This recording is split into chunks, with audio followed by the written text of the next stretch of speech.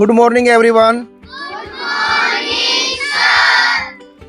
बच्चों, आज हम यहाँ पर एक विशेष काम के लिए इकट्ठे हुए हैं। जैसा कि आप बोर्ड पर देख ही रहे हो, वंदे मातरम वर्षगांठ 150वीं। बच्चों, वंदे मातरम जो कि एक राष्ट्रीय गीत है, इसको 150 साल हो गए हैं और पूरा देश इसको एक उत्सव की तरह मना रहा है। तो इस कार्यक्रम को शुरू करने से पहले हम वंदे मातरम गीत बच्चों से सुनना चाहेंगे।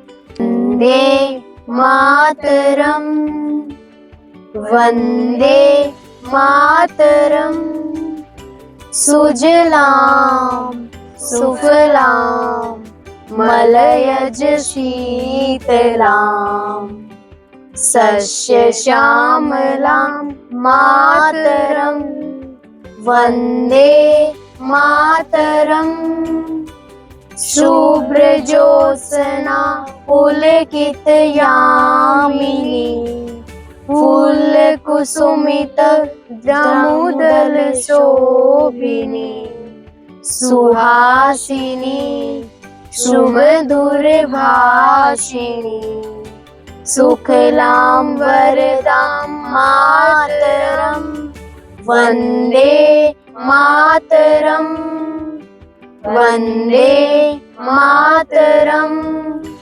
जय हिंद, जय भारत।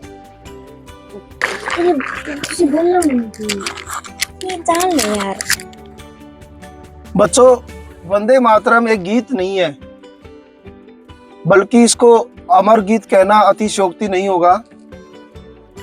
इस गीत के हम एक बार इतिहास पर नजर दौड़ाएंगे।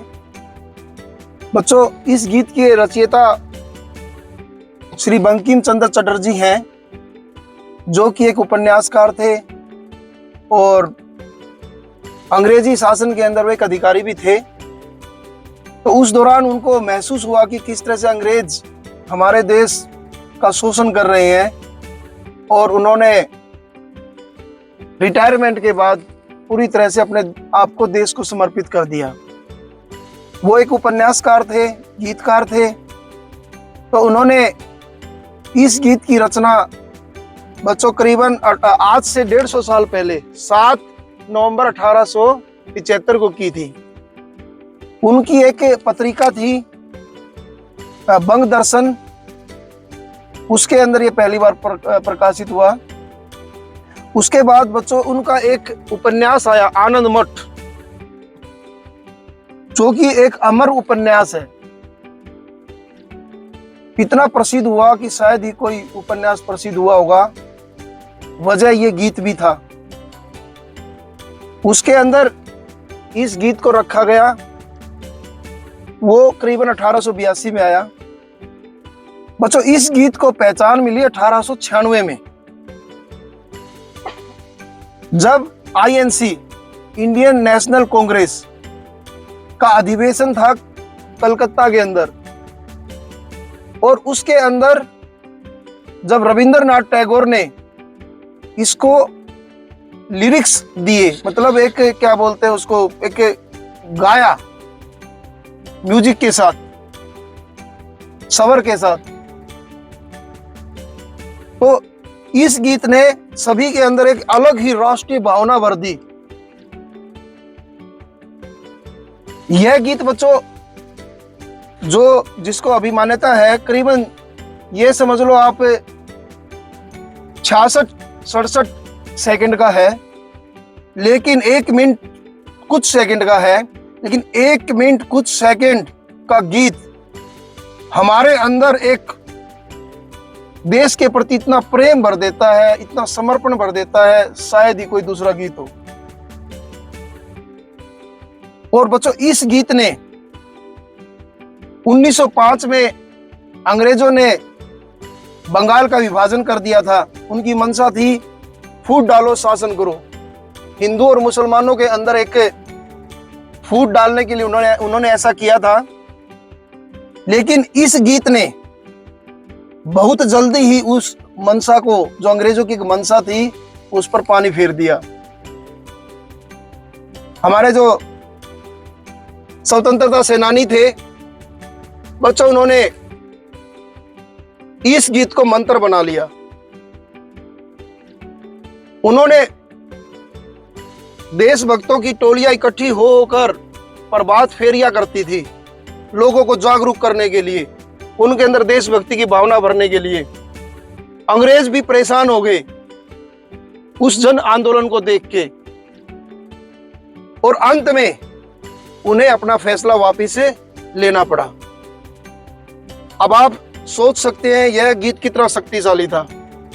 बाद में बच्चों, जितने भी क्रांतिकारी हुए, छात्रों के अंदर, स्वतंत्रता सेनानियों के अंदर, यह गीत पहला मंत्र बन गया देशभक्ति की प्रेरणा का। सरदार भगत सिंह, वो हमेशा अपने भाषणों में वंदे मातरम जरूर बोलते थे, बल्कि उनके जो पत्र अपने पिता को लिखे गए हैं जेल से, उन पत्रों में भी उन्होंने अभिवादन वंदे मातरम के साथ किया है। बच्चों, वंदे मातरम गीत एक ऐसा गीत है जो धर्म, जाति,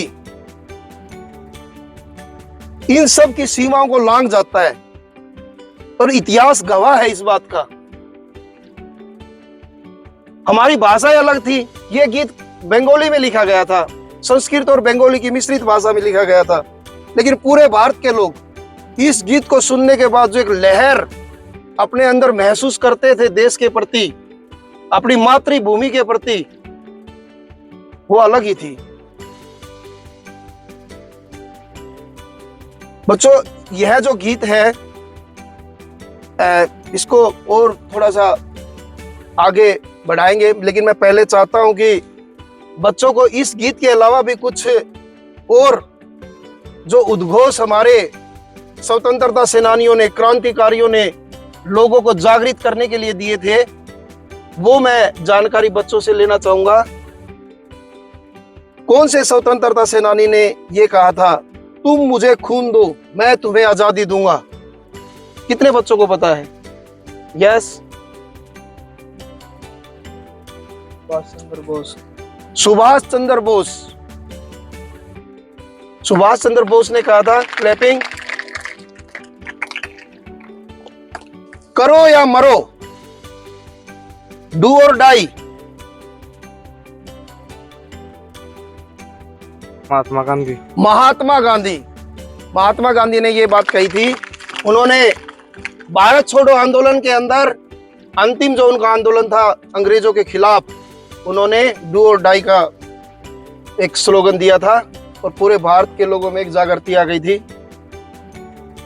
एक क्रांतिकारी जिसने सभी को प्रेरित किया, जितने भी क्रांतिकारी थे, वो बहुत बड़े कवि भी थे। चंद्रशेखर आजाद, भगत सिंह, सब उन्हीं की टोली में थे। उन्होंने एक नारा दिया था देशभक्ति का जज्बा पैदा करने के लिए, सरफरोशी की तमन्ना अब हमारे दिल में है, सरफरोशी की तमन्ना अब हमारे दिल में है, देखना है जोर कितना बाजुए कातिल में है। किसने कहा था ये? यस, पंडित राम प्रसाद बिस्मिल। पंडित राम प्रसाद बिस्मिल, सही आंसर।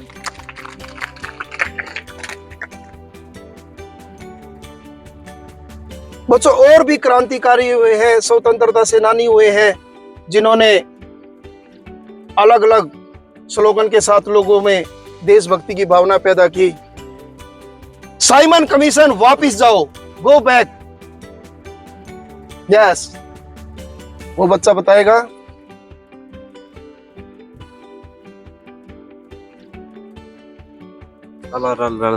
लाला लाजपत राय, सही आंसर। स्वराज, स्वराज मेरा जन्मसिद्ध अधिकार है और मैं इसे लेकर रहूंगा। किसने कहा? यस,